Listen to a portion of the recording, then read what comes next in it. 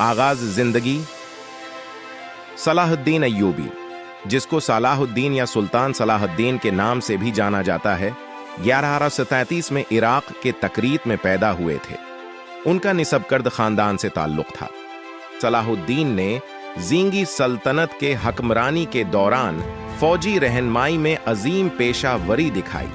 उन्होंने लोवेंट में क्रूसेडर्स के खिलाफ मुख्तलिफ हमलों में अपनी फौजी जहरीली दिखाई। सलाहुद्दीन ने मुस्लिम अराकीन की इत्तेहादिया को एक इल्म बरदार परचम के तहत जमा करने में अहम किरदार अदा किया। उनका मकसद मुसलमान फौजों को क्रूसेडर्स के खिलाफ मजबूत बनाना था।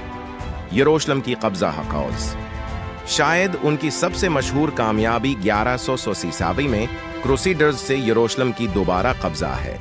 इस वाक़या ने इस्लामी तारीख और ईसाई तारीख दोनों पर अहम असरात डाले। नवाब इख्तियार, अपने दुश्मनों के बावजूद सलाहुद्दीन अपने दोस्ताना रवैये के लिए जाने जाते थे।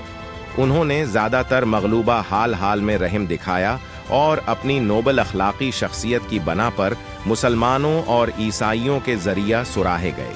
रमला का मुआहिदा, हतीन की जंग के बाद सलाहुद्दीन ने रमला का मुआहिदा रचाया, जिसमें रचंद्र दिलेर के साथ इस्लामी हकमरानी की मानंद सियासत की तर्जुमानी हुई। इंतजामिया, सलाहुद्दीन न सिर्फ फौजी रहनुमाई में माहिर थे बल्कि इंतजामी कारकर्दगी में भी काबिल तारीफ थे। उन्होंने इंस्टीट्यूशंस और निज़ामें कायम की जो उनके कंट्रोल में मुल्कों को बेहतर तरीक़ा कार से हकमरानी की मदद फराहम करते रहे।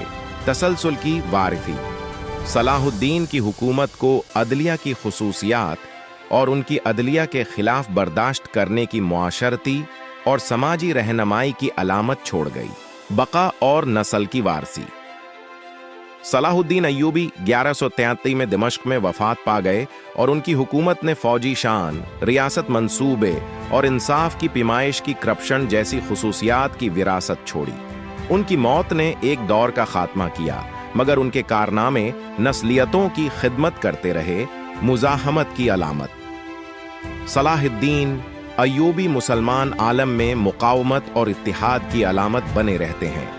उनका अज़्म, क़ियादत और इंसाफ के लिए अहद का सबूत अदब, फ़न और अवामी सकाफ़त में तस्लीम शिदा है, जिससे वो तारीख़ में एक देरपा फ़र्द बनते हैं। मज़ीद इंफॉर्मेशनल वीडियोज़ के लिए बुराही मेहरबानी हमें फॉलो करें।